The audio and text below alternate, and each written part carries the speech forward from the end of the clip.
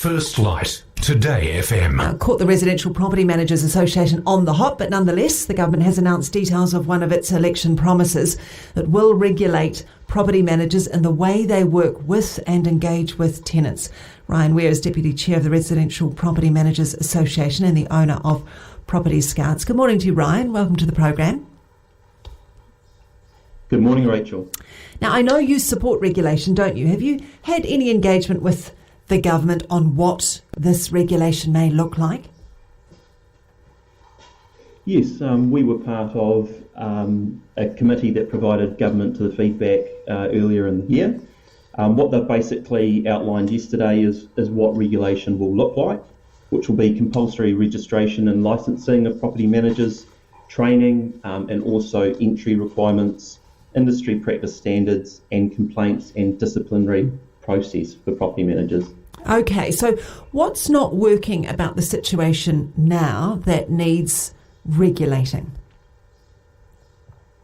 Yeah, for sure. Well, the reason for regulation really is that there's some horror stories out there, I think we've all heard them, and some cowboy property managers. Now, when you've got those sorts of people involved in the industry, it can result in poor outcomes for tenants and for landlords as well, because at the end of the day, property managers are managing large sums of money on behalf of other people, so there's a risk of fraud there. And there's also been no accountability set upon property managers. These people have a huge influence on the place that a tenant calls home, plus they're in charge of people's most valuable asset in a lot of cases.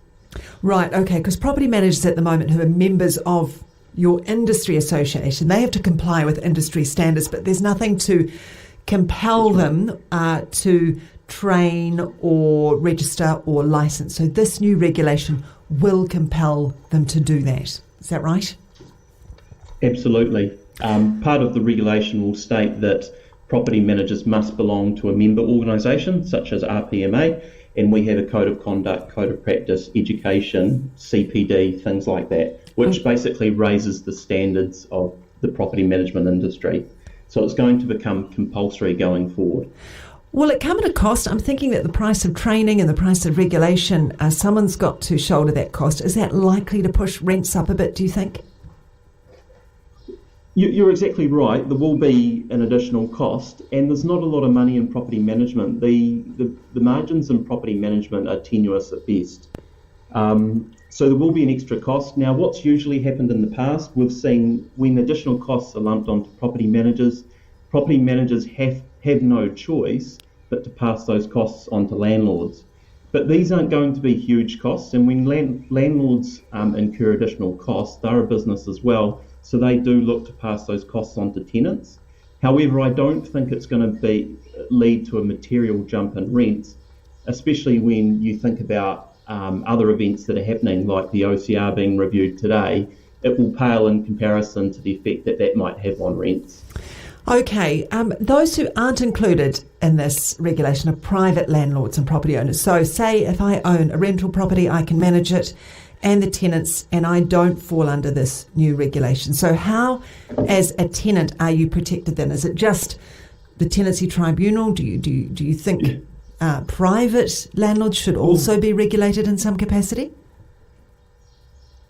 Well, yes, I do. I think that's been a huge missed opportunity by this government, because DIY landlords are in charge of 60% of the tenancies in this country, so to ignore them was a big mistake.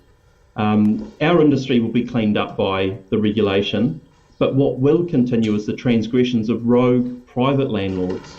The horror stories weren't exclusive to just property managers, so I think the government's just taken the simple approach and only regulated 40% of the market, which is what property managers look after, and ignore the rest.